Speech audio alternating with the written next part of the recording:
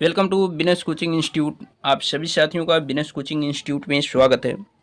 साथियों, जैसा कि आप स्क्रीन पे देख रहे हैं, जो टॉपिक है दूरदृष्टि दोष, हाइपरमेट्रोपिया।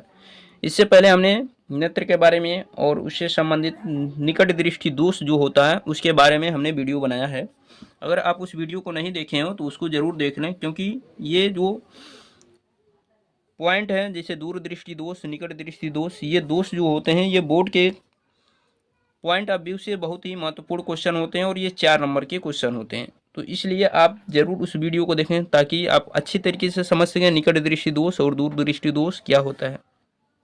और ये बात फिक्स है कि निकट दृष्टि दोष और दूरदृष्टि दोष दोनों में से एक न एक क्वेश्चन बोर्ड के एग्जाम में पूछे ही जाते हैं और ये बहुत ही इंपॉर्टेंट क्वेश्चन है। आप किसी भी अंशाल पेपर को या बोर्ड पेपर को उठा के देखेंगे तो ये क्वेश्चन जो होते हैं वो रिपीट होते रहते हैं। तो इसलिए आप इसको मिस न करें और निकट दृष्टि दोष, दूरदृष्टि दोष या जो भी हम वीडियो बना रहे हैं वो बोर्ड को ध्यान में रखते हुए इम्पोर्टेंट क्वेश्चन और उस पर आधारित इम्पोर्टेंट चीज़ें बताई जा रही हैं।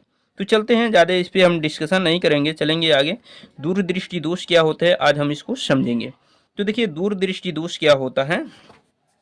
सबसे पहले इसके दोष को हम समझेंगे कि आखिर दूरदृष्टि दोष होता क्या है। तो दूरदृष्टि दोष के बारे में अगर हम बात करें तो दूरदृष्टि दोष में होता क्या है। देखिए, दूरदृष्टि दोष में दूर की वस्तु स्पष्ट दिखाई देती है। दूर की वस्तु स्पष्ट दिखाई देती है, ठीक है ना, दिखाई देती है। दूसरा क्या होता है, निकट की वस्तु स्पष्ट दिखाई नहीं देती है। निकट की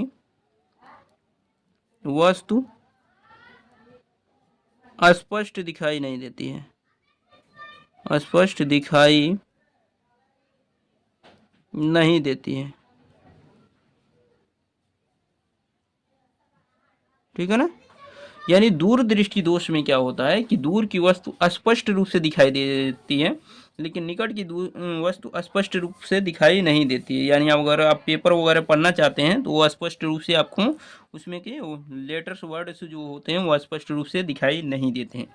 इसके कारण क्या है, तो इसके कारण को हम लोग समझेंगे, फिर उसके बाद उसके निवारण को समझेंगे। तो सबसे पहले हमने बताया क्या कि निकट दृष्टि दोष जो होती है उसमें दूरदृष्टि दोष जो होती है उसमें दूर की वस्तु दिखाई देती है, निकट की नहीं दिखाई देती है। अब इसके बाद हम इसके कारणों की बात करेंगे। कारण क्या है, कारण क्या है कि ऐसा हो रहा है। तो सबसे पहले इसकी रीजन को समझेंगे, यानी इसके कारणों को समझेंगे कि कारण क्या है। देखिए, पहला कारण यह है कि नेत्र लेंस का जो व्यास होता है, नेत्र लेंस के व्यास का घट जाना, यानी जो नेत्र लेंस होता है उसका व्यास जो होता है वो क्या होता है, घट जाता है। और जब घटेगा तो फिर उसका प्रभाव क्या होगा, तो फोकस दूरी बढ़ जाती है। फोकस दूरी क्या होती है, फोकस दूरी का बढ़ जाना, ठीक है ना।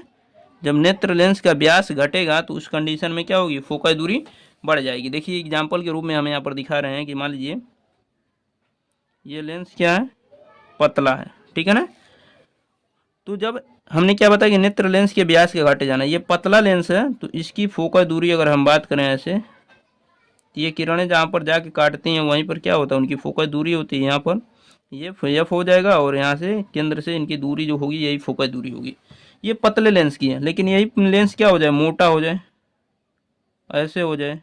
तो जब लेंस मोटा हो जाता है तो उस कंडीशन में क्या होती हैं, तो इनकी किरणें जो जा रही हैं उनके लिए ये जगह कम पड़ जाता है और जगह जब कम पड़ जाता है तो वो निकट ही क्या करती हैं, काट देती हैं, ठीक है ना। यानी ये एरिया क्या होता है, जब लेंस मोटा होता है तो ये एरिया क्या होती है, ये वाली एरिया घट जाती है और ये मोटाई बढ़ जाती है। और लेंस पतला होता है तो ये एरिया बढ़ जाती है जिससे प्रकाश की किरणें ज़्यादा जगह पाती हैं प्रवेश करने के लिए। तो इसकी वजह से आप देखेंगे कि ये जो फोकस दूरी होगी ये वाली ये कम हो जाएगी और ये जो फोकस दूरी है ये बढ़ जाएगी। तो वही इसमें बताया गया है कि नेत्र लेंस का व्यास घट जाना, यानी व्यास घटेगा तो क्या होगा, लेंस ये मोटा है, इसका व्यास अधिक है, जब ये घटेगा तो ये पतला हो जाएगा, इस तरह पतला हो जाएगा। और जब पतला हो जाएगा तो इसमें देखिए फोकस दूरी कम है और इसकी फोकस दूरी क्या हो रही है, बढ़ जा रही है। तो ये कहा गया है कि जब नेत्र लेंस का व्यास घटेगा व्यास घट गया तो फोकस दूरी क्या हो गई, बढ़ गई। तो जब फोकस दूरी बढ़ जाती है तो इस फिर होता है क्या है कि जैसे ये जो आपका यहाँ पर नेत्र हम बना रहे हैं, ये मान लीजिए मानव नेत्र है, यहाँ पर क्या होता है कि आपका कार्निया होती है और यहाँ पर होता है लेंस। यहीं पे क्या होता है, लेंस होता है। यहाँ पर होता है रेटिना। जब वस्तु जिसको आप देखते हैं तो प्रकाश की किरणें ऐसे जाती हैं, यहाँ से प्रवेश करती हैं और प्रवेश करने के बाद क्या होती हैं, वो रेटिना के पीछे पहुँचती हैं। ठीक है ना, रेटिना पे न पहुँच के रेटिना के पीछे पहुँचती नहीं है, यानी रेटिना के पीछे जाकर वो क्या करती हैं, प्रतिबिंब बनाती हैं, और जिसके वजह से आपको क्या होती है, प्रतिबिंब स्पष्ट रूप से दिखाई नहीं देता है। तो ये दिक्कतें हो रही हैं। आपको क्या करना है, आपने इसके दोष को जाना, इसके कारण को जाना। अब क्या करेंगे कि आप दोष और कारण को समझ गए तो फिर उसके निवारण का उपाय करेंगे। तो निवारण क्या हो सकता है, यानी इस दोष को दूर करने के उपाय क्या हो सकते हैं। तो निवारण, ठीक है ना। अब देखिए निवारण करने के लिए आप क्या करेंगे, एक ऐसे लेंस आप चश्मे में यूज करेंगे जो क्या करे, इस फोकस दूरी को इस पे लाए रेटिना पर। ठीक है ना, क्योंकि रेटिना पर जब आएगा फोकस दूरी, यानी दोनों किरणें रेटिना पर जब काटेंगी तभी क्या होगा, प्रतिबिंब स्पष्ट रूप से दिखाई देगा। तो आप क्या करेंगे, एक ऐसे लेंस का प्रयोग करेंगे यहाँ पर जो किरणों को क्या करे, पहले से ही मोड़ के ले जाए, क्योंकि मोड़ के ले जाएगी तभी ये पहले काटेंगे।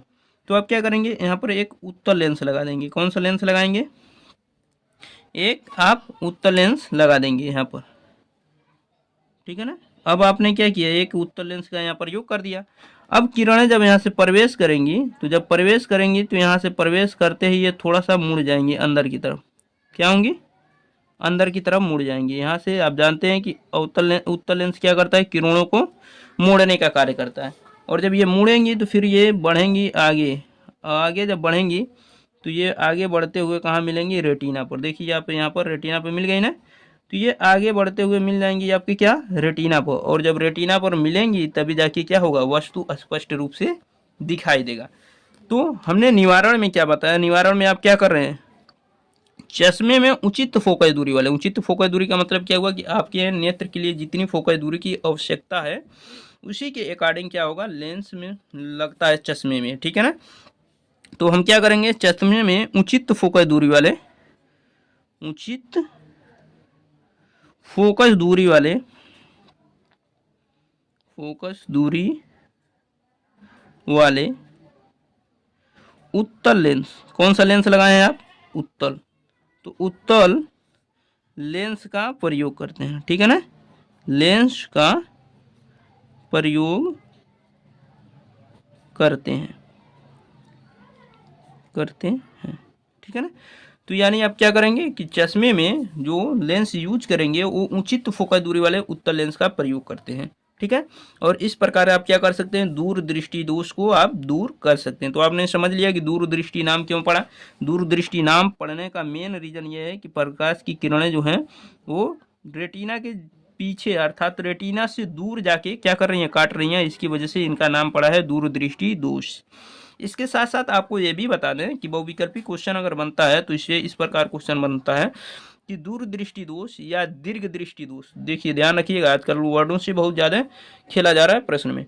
तो दूरदृष्टि दोष या दीर्घ दृष्टि दोष में जो वस्तु का प्रतिबिंब बनता है वो कहाँ पर बनता है, उसमें ऑप्शन ये दिया जाता है कि रेटिना से पहले, रेटिना के पीछे।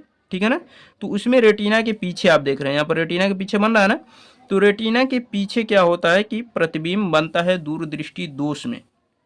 ठीक है, या फिर दीर्घ दृष्टि दोष के नाम से भी उसी को जाना जाता है। तो रेटिना के पीछे प्रतिबिंब बनता है दूरदृष्टि दोष में।